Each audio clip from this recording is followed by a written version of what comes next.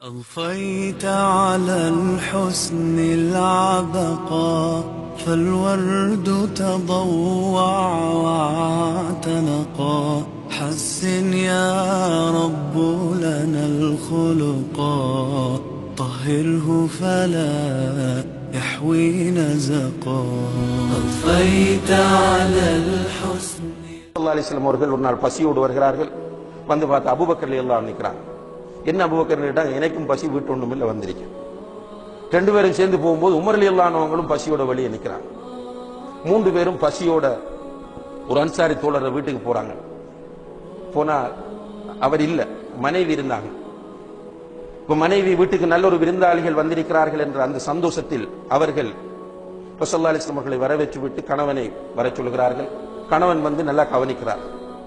பேரிச்சம்பழத்தை கொண்டு கொடுக்கிறார், ஆடறுத்து விருந்து கொடுக்கிறார். ரசூல் ஸல்லல்லாஹு அலைஹி வஸல்லம் அவர்கள் சஹாபாக்களோடு சேர்ந்த அபூபக்கர் உமரோடு சேர்ந்து சாப்பிட்டு சொன்னாங்க, லதுஸ்அலுன்ன யௌமஇதின் அன் ஹாதன் நஈம். இந்த நிஅமத்தை பற்றியும் மறுமையில் உங்களிடம் கேள்வி இருக்கிறது. அல்லாஹ் அக்பர். பசிக்கு சாப்பிட்டு அப்ப கொஞ்சம் நிதானமா யோசி. அல்லாஹ் நமக்கு தந்திருக்கிற நிஅமத், நம்முடைய கண் முன்னால நியமத்தை இழந்திருக்கிற கோடான கோடி மக்கள், சில இடங்கள்ல நிம்மதி இல்லாமல் மக்கள் இருந்து கொண்டிருக்கிறார்கள். இன்னைக்கு செய்திகளில் படிக்கிறோம், பயான்கள்ல கேட்கிறோம், உணர்ச்சி வசப்படுறோம், ஆர்ப்பாட்டம் செய்யணும் என்று சொல்றோம், குருத்தோதனம் என்று சொல்றோம்.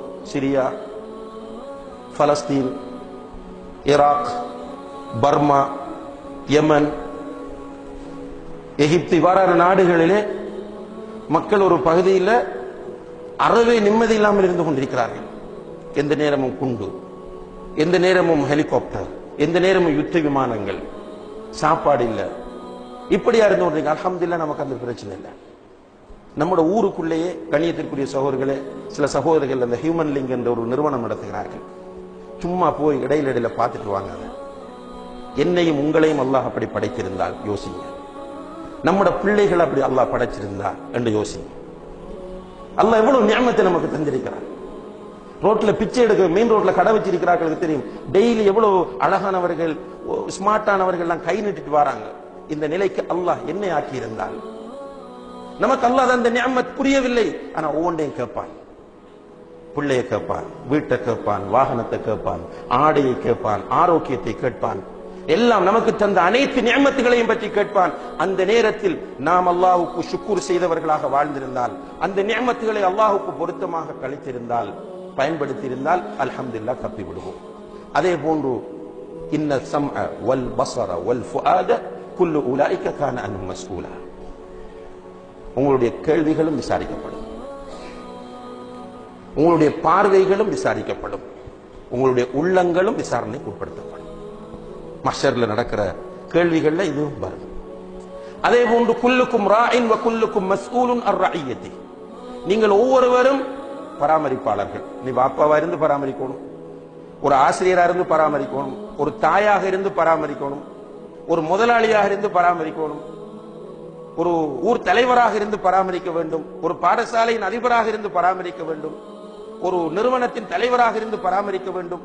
நீங்கள் ஒவ்வொருவரும் பராமரிப்பாளர்கள். வகுல்லுக்கும் மஸ்ஊலுன் அர் ரஇயத்தி. உங்களுடைய பராமரிப்பை பற்றி ஒவ்வொருவரிடத்திலும் கேள்வி இருக்கிறது. வாப்பாவை நிறுத்தி கேட்பார். வாப்பாவாக இருக்கிறவர் பிள்ளைகளை பற்றி, வீட்டை பற்றி விசாரிக்கப்படுவார். உங்களுடைய மகன் தொழவில்லை என்றால், உங்களுடைய மகன் சமூக விரோத செயல்களில் ஈடுபடக்கூடியவனாக வளர்ந்திருக்கிறான் என்றால், உங்களுடைய மகன் பெரியோரை மதிக்காமல், சிறியவர்களுக்கு இரக்கம் காட்டாமல், மற்றவர்களுக்கு தொல்லை கொடுக்கக்கூடியவனாக, போதை வஸ்துக்கள் உட்கொள்ளக்கூடியவனாக வளர்ந்திருந்தால் தந்தை பொறுப்பு. ஏனென்றால் அல்லாஹு தஆலா அந்த குழந்தையை உங்களிடம் தரும்போது, குல்லு மௌலூதின் யூலது அலல் ஃபித்ரா, நல்ல பிள்ளைகளாகத்தான் உங்களுடைய கைகளில் தந்தான். உங்களுடைய கைகளில் தரும்போது குடிகாரனாக அல்லாஹ் தரவில்லை, திருடனாக தரவில்லை, அயோக்கியனாக தரவில்லை, சமூக விரோத செயல்களில் ஈடுபடுகிறவனாக தரவில்லை. நீங்கள் தான் பராமரிக்க தவறிவிட்டீர்கள். எனவே இதை பற்றி மறுமையிலே உங்களிடத்திலே விசாரிக்கப்படும். இதெல்லாம் சிம்பிளாக எடுக்காதீர்கள் சகோதரர்களே.